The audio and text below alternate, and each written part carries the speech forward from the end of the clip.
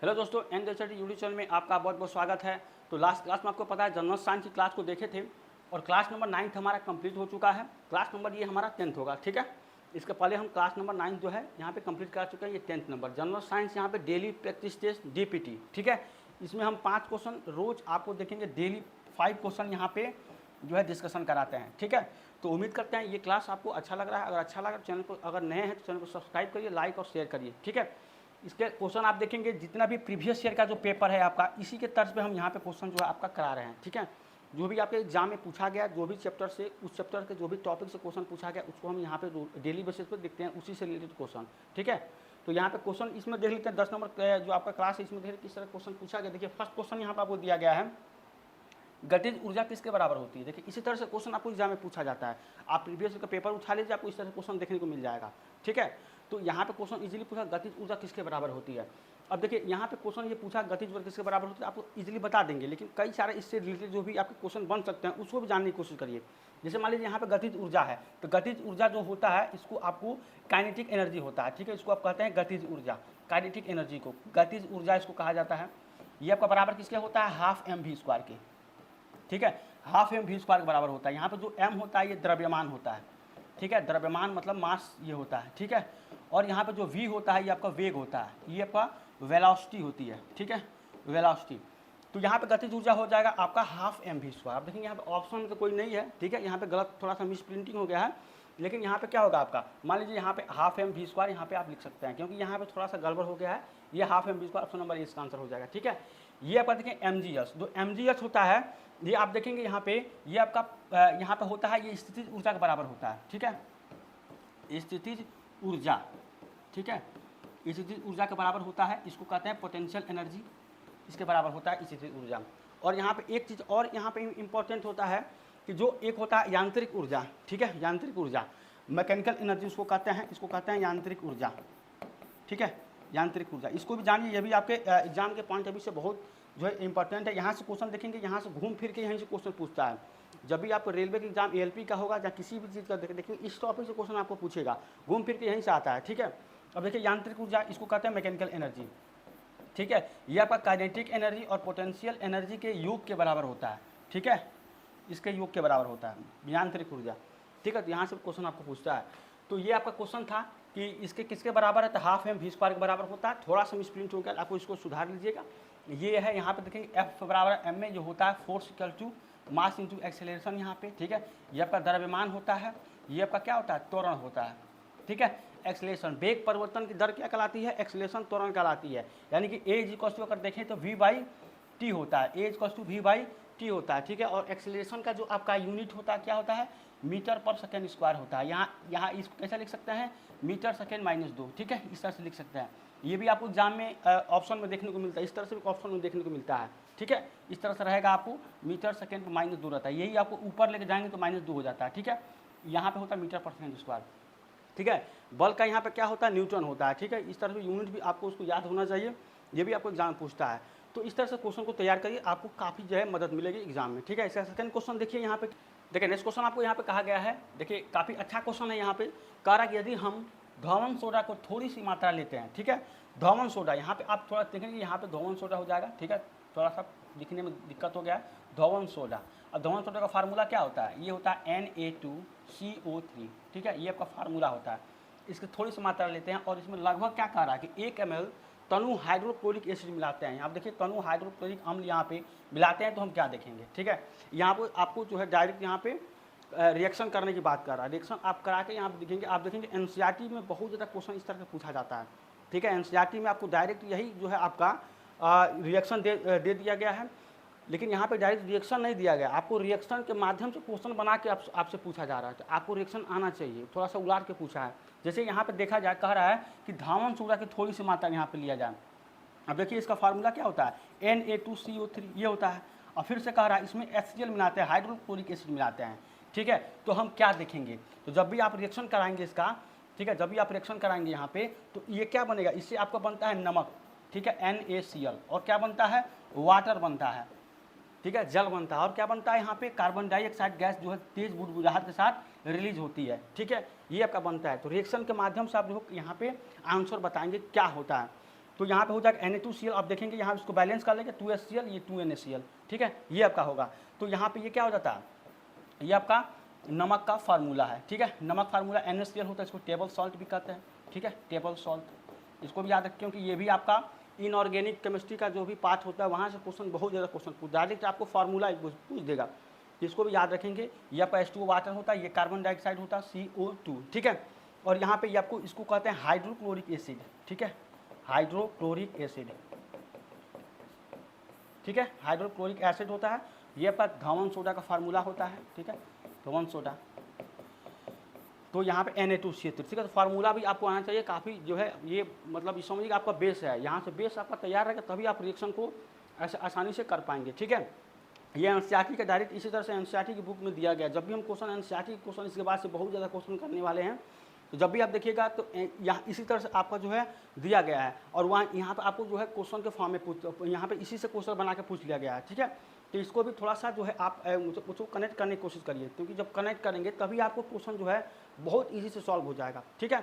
तो ये आपका क्वेश्चन है, यहाँ पर देखेंगे कह रहा कि क्या हम देखेंगे। देखिए ऑप्शन नंबर ए में उदासीनी अभिक्रिया में होती है, कोई गैस नहीं निकलती है, ठीक है। यहाँ पर CO2 गैस निकलता है, व्हाइट रंग का तलछट बन जाती है, CO2 गैस तेज बुदबुदाहट के साथ निकलती है। देखिए ऑप्शन नंबर ए आंसर हो जाएगा, ठीक है। क्या होगा, CO2 गैस तेज बुदबुदाहट के साथ यहाँ पे निकलती है, जो कि आपको यहाँ पे बताया गया है, ठीक है। इसके बाद देखिए अगला क्वेश्चन, देखिए यहाँ पे अगला क्वेश्चन आपको काफ़ी इंपॉर्टेंट क्वेश्चन है। ये देखिए कह रहा है कि रिक्त स्थान में यहाँ पे उपयुक्त विकल्प भरे, ठीक है। यहाँ पर आपको बताना है कि यहाँ पे आपका विकल्प क्या होगा। कह रहा है कि गुरुत्वाकर्षण सार्वभौमिक नियतांक यहाँ है, मतलब गुरुत्वाकर्षण सार्वभौमिक नियतांक है, किसके बराबर होता है। और सबसे पहले गुरुत्वाकर्षण सार्वभौमिक नियतांक आता कैसे है। देखिए जो न्यूटन का गुरुत्वाकर्षण नियम है वो क्या कहता है कि जब भी दो यहाँ पे द्रव्यमान है, जैसे मान लीजिए यहाँ पे आपका M1 द्रव्यमान है, ये पर क्या है M1 द्रव्यमान, यहाँ पे क्या है आपका M2 द्रव्यमान, ठीक है। और ये आपका दोनों जो है स्मॉल r डिस्टेंस पर रखा गया है। तो ये कहता ये है कि दोनों द्रव्यमान जो होता है, न्यूटन का जो गुरुत्वाकर्षण नियतांक जो आपका गुरुत्वाकर्षण नियम होता है, इसमें ये कहता है कि दोनों द्रव्यमान है, ये दोनों द्रव्यमान के गुणनफल के समानुपाती होता है, और जो ये दूरी है इसके दोनों की दूरी के इसके दूरी के वर्ग के व्युत्क्रमानुपाती होता है। यानी कि यहाँ पे अगर इसको लिखें तो ये हो जाएगा F समानुपाती M1 इंटू यहाँ पे M2, ठीक है, M1 इंटू M2 हो जाएगा। मतलब इसके गुणनफल के दोनों मास के जो दोनों द्रव्यमान हैं इसके गुणनफल के यहाँ पर समानुपाती होता है, और जो ये फोर्स होता है, जो आकर्षण बल होता है, इसके दूरी के वर्ग क्या होगा, व्युत्क्रमानुपाती होता है, ठीक है। तो जब इसको समानुपाती को यहाँ पर हटाते हैं तो यही आपका क्या निकल के आ जाता है, F = G(m1m2) बाई यहाँ पे r², ये निकल के आता है। अब ये जो होता है G, यही आपका कहलाता है यहाँ पे गुरुत्वाकर्षण सार्वभौमिक नियतांक, ठीक है, गुरुत्वाकर्षण